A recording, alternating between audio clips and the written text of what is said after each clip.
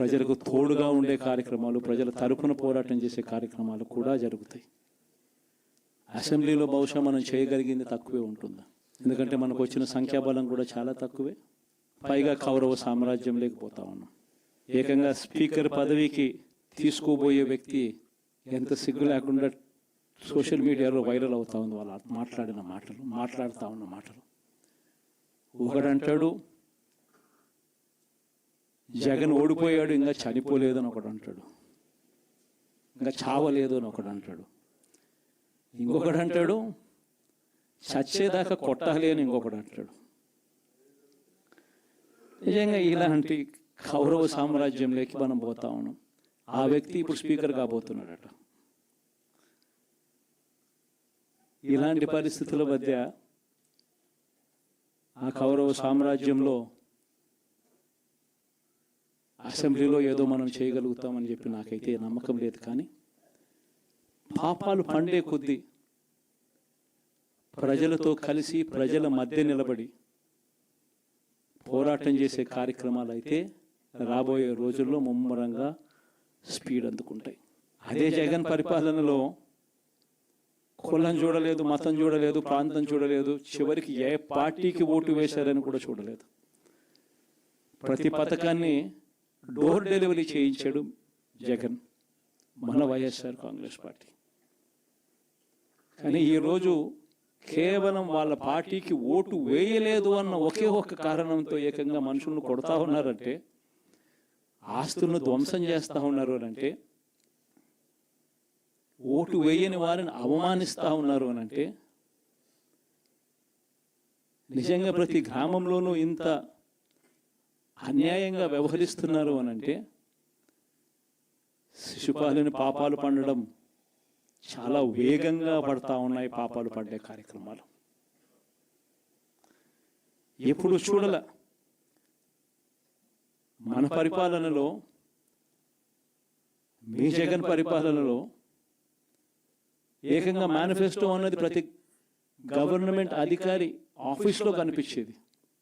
కలెక్టర్ల కార్యాలయాల్లో మొదలు పెడితే సెక్రటరీల కార్యాలయాల దగ్గర నుంచి, హెచ్ఓడి కార్యాలయాల దగ్గర నుంచి ముఖ్యమంత్రి కార్యాలయాల్లో మన మేనిఫెస్టో కనిపిస్తూ ఉంటే, కనిపించే పాలన మనదైతే, ఇప్పుడు హోర్డింగ్లు పెడుతున్న రెడ్ బుక్స్ అని, రెడ్ బుక్ అని హోర్డింగ్లు పెట్టి ఆ రెడ్ బుక్లో కక్ష సాధింప చేయబోయే అధికారులు ఎవరు, ఎవరిని కొట్టాలి, ఎవరిని నాశనం చేయాలి అని చెప్పి ఏకంగా పేర్లు రాసి రెడ్ బుక్ అని చెప్పి దాన్ని ప్రకటించి ఏకంగా హోర్డింగ్లు పెట్టి ఆ రెడ్ బుక్ అనేది ఏదో ఘనకార్యం చేస్తూ ఉన్నట్టుగా రెడ్ బుక్స్లో ఉన్న పేర్లన్నింటినీ కూడా మేము వాళ్ళని కొడతాము, వాళ్ళని చంపుతాము, వాళ్ళ మీద అఘాయిత్యాలు చేస్తాము, అన్యాయాలు చేస్తాము అని చెప్పి ఏకంగా నిస్సిగ్గుగా దౌర్జన్యం చేస్తూ ఉన్న పరిస్థితులు కనిపిస్తూ ఉన్నాయి. శిశుపాలుని పాపాలు వేగంగా పడుతూ ఉన్నాయి. మొట్టమొదటిసారిగా కేంద్రంలో కేవలం 272 స్థానాలకు 273 స్థానాలకు గాను మెజారిటీ రావాలనంటే 240 స్థానాలకి వచ్చి ఆగిపోయింది బీజేపీ. 240 స్థానాలకి ఆగిపోయిన పరిస్థితులు మొట్టమొదటిసారిగా కేంద్రంలో ఉన్న పార్టీకి పూర్తి మెజారిటీ లేదు. 240 స్థానాలకి ఆగిపోయిన పరిస్థితులు. మరో పక్క చంద్రబాబు నాయుడు గారికి 16 స్థానాలు అంటాడు. ఎన్డీఏలో తానే చక్రం తిప్పుతా అన్నట్టుగా మోడీ పక్కనే కూర్చొని కనిపిస్తాడు. మరి ఇలాంటి పరిస్థితుల్లో కూడా రాష్ట్రానికి రావాల్సిన ప్రత్యేక హోదా అడక్కపోవడం, ఇలాంటి పరిస్థితుల్లో కూడా రాష్ట్రానికి రావాల్సిన ప్రత్యేక హోదా అడక్కపోవడం, అడిగి సాధించుకోకపోవడం, శిశుపాలుని తప్పుల్లో, వరుస తప్పుల్లో, పాపాల్లో ఇవన్నీ కూడా బాగాలే. ఇటువంటి పరిస్థితుల్లో కూడా రాష్ట్రానికి రావాల్సినవి, కావాల్సినవి అడగలేని పాలన, అడగలేని మనిషి రాష్ట్రానికి ఏం సమాధానం చెప్తాడు, రాష్ట్ర పిల్లలకి ఏం సమాధానం చెప్తాడు, రాష్ట్రంలో ఉన్న యువకులకు, పిల్లలకు ఏం సమాధానం చెప్తారు? శిశుపాలన పాపాల్లో ఇవన్నీ కూడా ఇప్పటికే వేగంగా కూడా అందుకుంటా ఉన్నాయి. అదే జగన్ ఉండింటే, అదే వైఎస్ఆర్ కాంగ్రెస్ పార్టీ పాలన ఉండింటే ఈ పాటికే విద్యా దీవెన బటన్ అయిపోయి ఉండేది.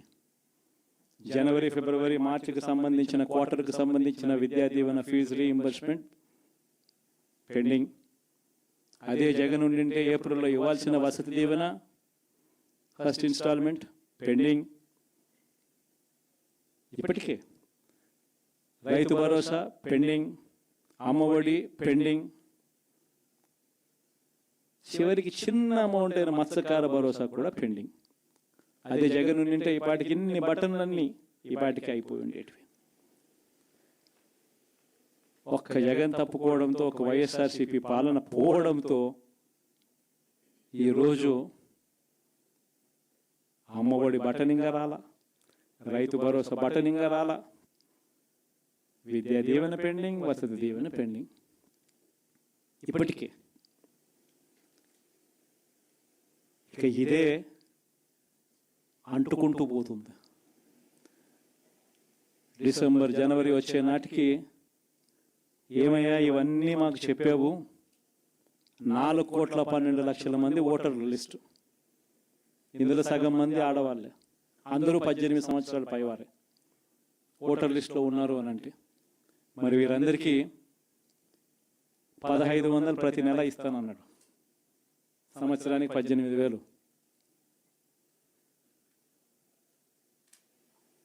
ఇందులో పెన్షన్లు తీసుకునే వాళ్ళు ఒక 30 లక్షల మందిని బహుశా ఆడవాళ్ళకి పక్కన పెట్టినా కూడా 60 సంవత్సరాల పైన ఉన్న వాళ్ళు అని పక్కన పెట్టినా మిగిలిన 1,80,00,000 మంది ఎదురు చూస్తున్నారు.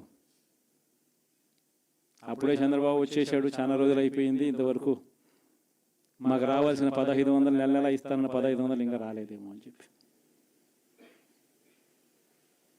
రైతులు ఎదురు చూస్తూ ఉన్నారు. 20,000 పెట్టుబడి సాయంగా ఇస్తానన్నాడు, అది ఏమవుతుందని.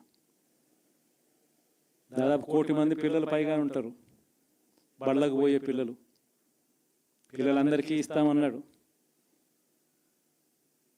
అమ్మఒడి కింద వాళ్ళ పథకం ఏదైతే నేను దాని కింద 15,000 అని చెప్పి ఆ తల్లులకు 15,000 కోట్లు, దానికి వెయిట్ చేస్తూ ఉన్నారు. Please subscribe Telugu politics.